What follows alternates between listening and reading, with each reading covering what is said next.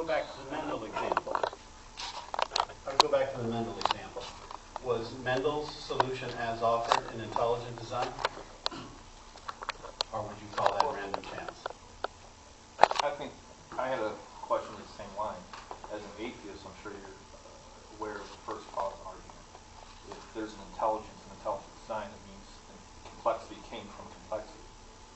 What complexity? What is your definition of that complexity? Where's the original complexity? Yes. Right.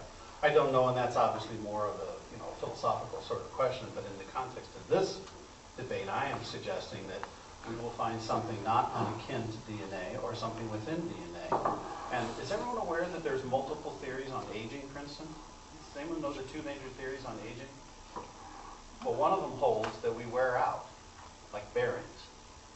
And the other one holds that there's a clock that's ticking, and when the clock expires, you die. Now, those are two dramatically different theories, right? Both of them, you could argue, have an intelligent design component, but let's say that the ticking clock design is the one that turns out to be the true one. Well, that would be like the ultimate intelligent design, wouldn't it? It's built into the DNA. Something somewhere triggers, something chemically, whatever, is keeping track of, quote, time. And when that time is expired, then the organism dies. Would the weathering of a mountain, by your definition, be considered intelligent design? Would the weathering of a mountain be considered a ticking clock? I don't think you would say there's a literal ticking clock. I would not consider that, but what I would suggest is, let's say that early man looked at the mountain and saw that it changed over time. I'm not sure that their first inclination would be to say, well, it's just random chance. There's probably a mountain over there that's not changing at all. I think they would say, no, there's got to be a reason why the mountain is changing. And they would seek that intelligent answer for why that's occurring. They would not say, this must be, it happens here, but it doesn't happen there. And we don't use random chance in any other field of science that I'm aware of. We don't use it in astrophysics and medicine and so on. So we look for reasons. Quantum physics? Quantum physics is all about that.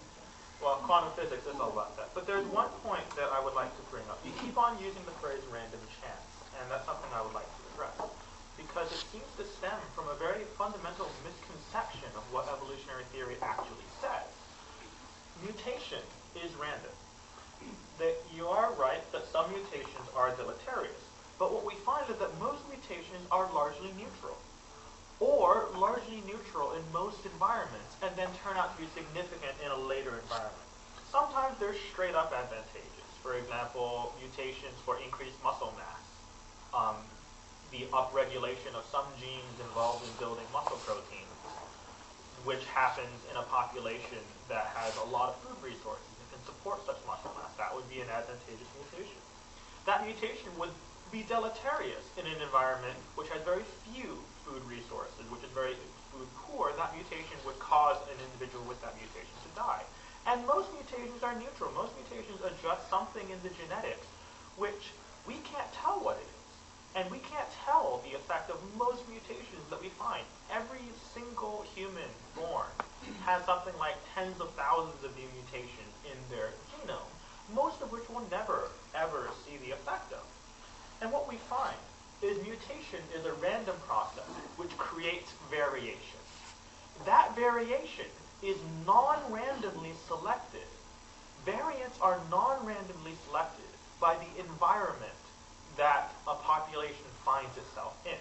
And it's this non-random selection, this non-random survival and reproduction, which drives evolutionary theory. For example, the evolution of drug-resistant pathogens, the evolution of drug-resistant Staphylococcus aureus, the evolution of antiretroviral-resistant HIV. We can track DNA code by DNA code. We can track DNA by DNA letter the evolution of the HIV parasite, of the HIV virus in a human as it develops drug resistance. We even know what changes in the DNA cause a virus to be drug resistant. So the changes in the DNA are happening completely at random. As the virus replicates, billions and billions and billions of new viruses being generated, it changes every single letter in its 10,000 something DNA genome, something like 10 times a second. And by treating people with antiretrovirals, by treating people with HIV drugs, we're creating an environment which favors those mutations that grant resistance to that drug. You have more questions, Jim. Okay. So mutations, random, selection,